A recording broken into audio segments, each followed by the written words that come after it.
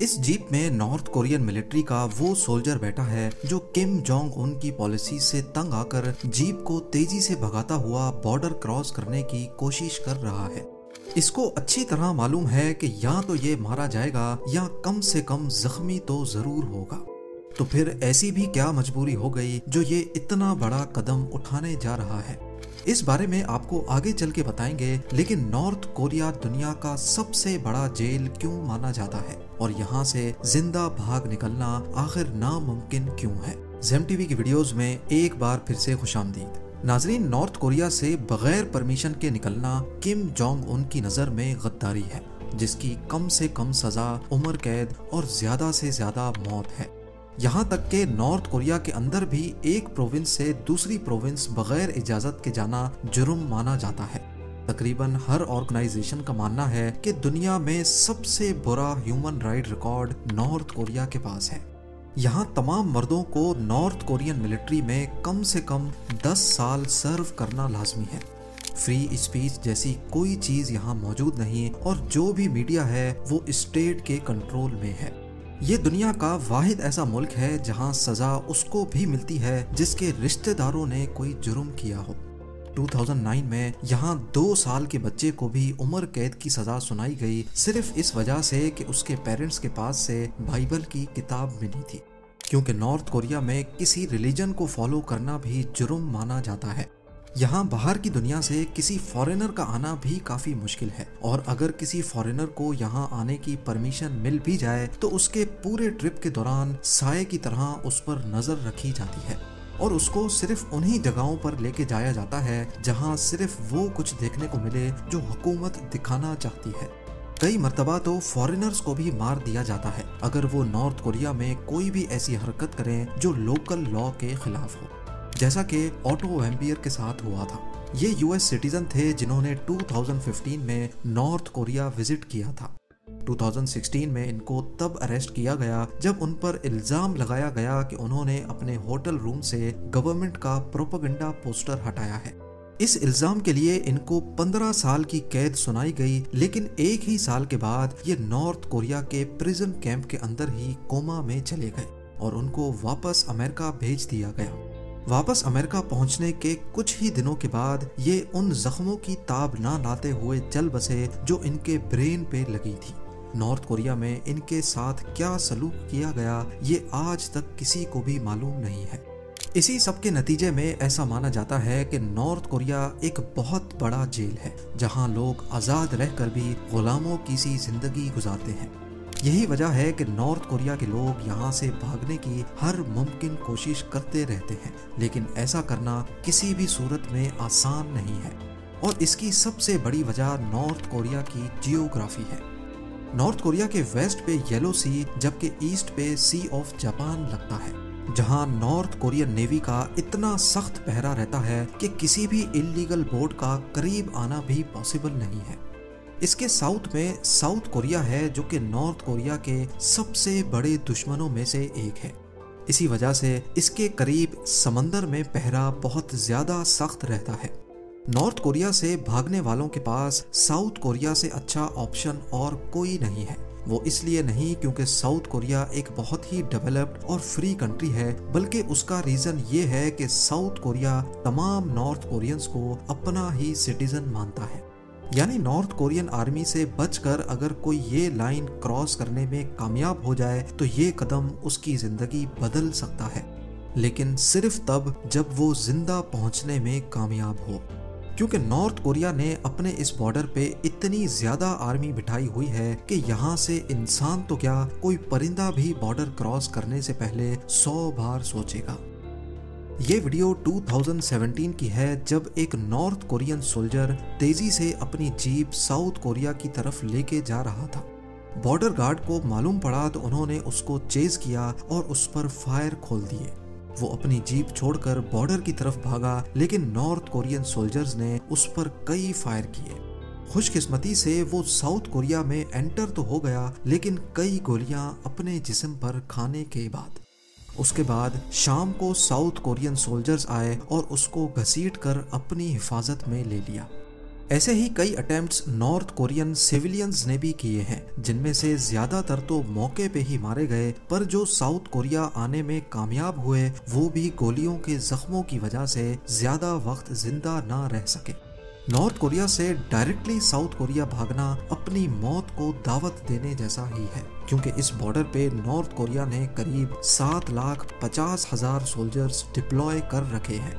इसके अलावा बॉर्डर के करीब बार्ब्ड वायर्स, फेंसेस और लैंड माइंस भी लगाई गई हैं। साउथ कोरिया में एंटर होने का दूसरा और हिस्टोरिकल तरीका यहाँ के नॉर्दर्न बॉर्डर से भागना है। नॉर्थ कोरिया के नॉर्थ में सबसे बड़ा बॉर्डर चाइना और थोड़ा सा हिस्सा रशिया को भी लगता है। ये तरीका कंपैरेटिवली आसान तो है, लेकिन मुश्किलात से कम हरगिज नहीं है, क्योंकि नॉर्थ कोरिया को चाइना और रशिया की तरफ से हमले का खदशा नहीं है। इसी वजह से इन बॉर्डर्स पे उनकी मिलिट्री डिप्लॉयमेंट भी कम है। पर यह पूरा 1300 किलोमीटर का बॉर्डर खतरनाक पहाड़ों और जंगलात से भरा हुआ है। इसके अलावा चाइना के साथ नॉर्थ कोरिया का बॉर्डर ज्यादातर ट्यूमेन और यालू रिवर के साथ साथ चलता है। यानी अगर कोई डिफेक्टर चाइना बॉर्डर तक पहुंच भी जाए तो रिवर क्रॉस करने का चैलेंज उसको फेस करना होगा।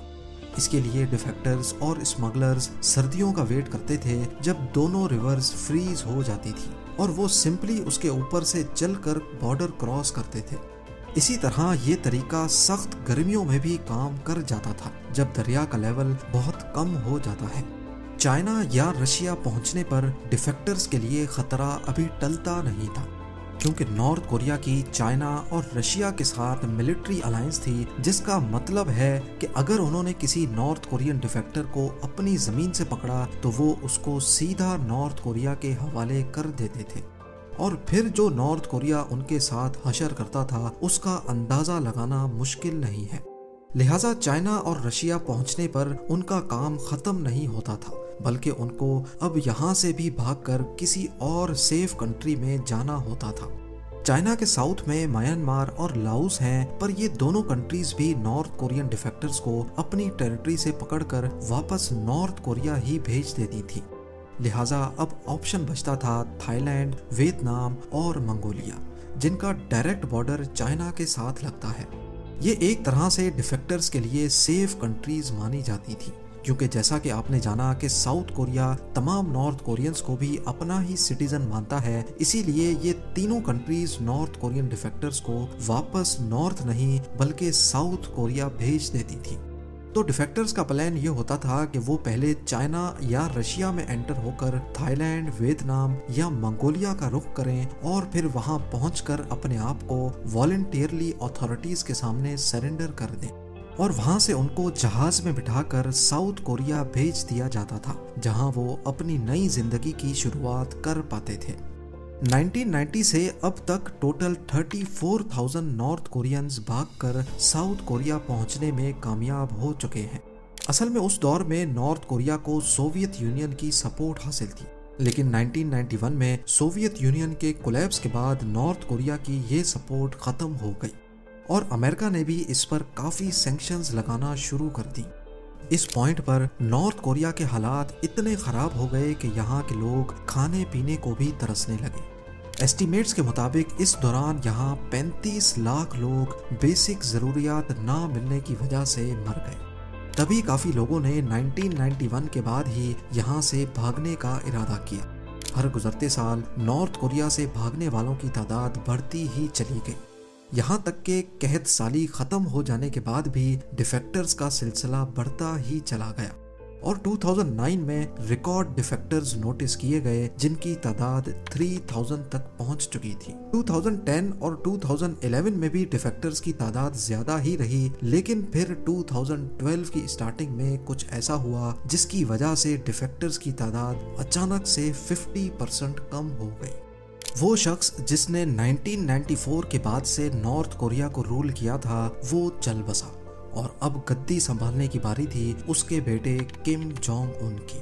पावर में आते ही किम जोंग उन ने सबसे पहले स्मगलिंग और देश से भागने वालों के खिलाफ घेरा तंग किया। पूरे नॉर्दर्न बॉर्डर्स पे सिग्नल जैमर्स इंस्टॉल किए गए और इंटेलिजेंस मॉनिटरिंग को भी काफी बढ़ा दिया गया।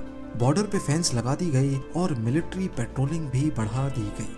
इसके अलावा किम जोंग उन ने रशिया और चाइना के साथ भी मामला तय किए कि वो भी अपनी साइड पे ज्यादा सख्ती बना कर रखें। इसके नतीजे में चाइना ने भी पूरे बॉर्डर पे सर्विलेंस सिस्टम लगा दिया। इन्हीं चेंजेस की वजह से नॉर्थ कोरियन डिफेक्टर्स का अब चाइना में जाना काफी मुश्किल हो गया था और अब जो ब्रोकर्स इन डिफेक्टर्स की नॉर्थ कोरिया से भागने में मदद करने के बदले में पैसे लिया करते थे, उन्होंने भी अपने रेट काफी हद तक बढ़ा दिए।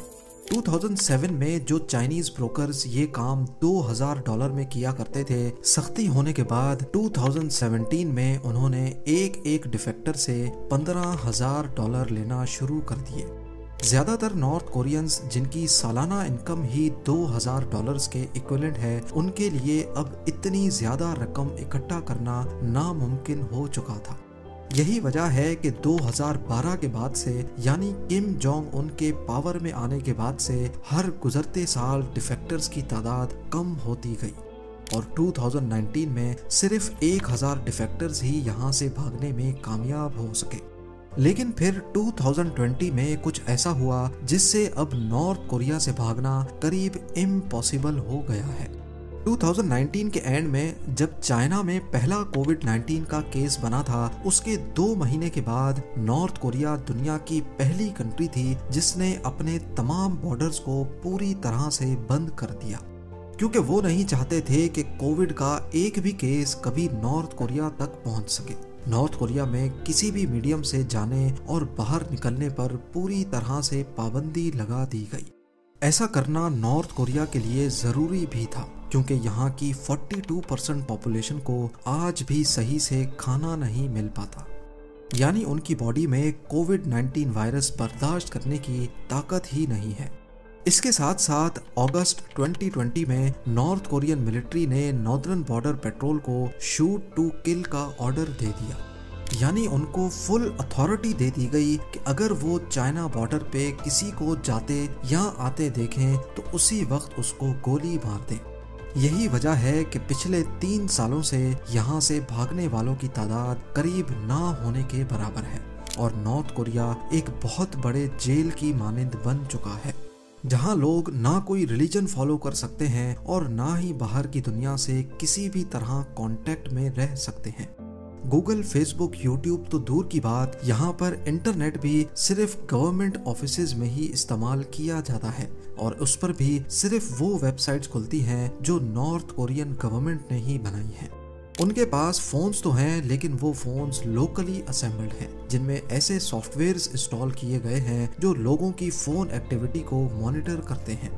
नॉर्थ कोरिया दुनिया का वाहिद ऐसा मुल्क है जहां जो कुछ भी होता है उसका बाहर की दुनिया को बिल्कुल भी इल्म नहीं है। यहाँ पर एग्जीक्यूशंस फांसी देकर नहीं बल्कि फायरिंग स्क्वाड्स को भेजा जाता है, जो सबके सामने लोगों को गोलियां मारकर हलाक कर देते हैं। नॉर्थ कोरिया में उसको भी एग्जीक्यूट कर दिया जाता है जिसने साउथ कोरिया में बैठे अपने किसी रिलेटिव से फोन पर बात करने की कोशिश की हो। इस सारे तमाशे को दुनिया देख तो रही है, लेकिन कोई कुछ कर नहीं सकता, क्योंकि सोवियत यूनियन ने नॉर्थ कोरिया को न्यूक्लियर टेक्नोलॉजी ट्रांसफर की थी। यही वजह है कि अमेरिका जैसी सुपर पावर भी नॉर्थ कोरिया पर सैंक्शंस लगाने के अलावा और कुछ नहीं कर पाती। उम्मीद है जेम टीवी की ये वीडियो भी आप लोग भरपूर लाइक और शेयर करेंगे। आप लोगों के प्यार भरे कमेंट्स का बेहद शुक्रिया। मिलते हैं अगली शानदार वीडियो में।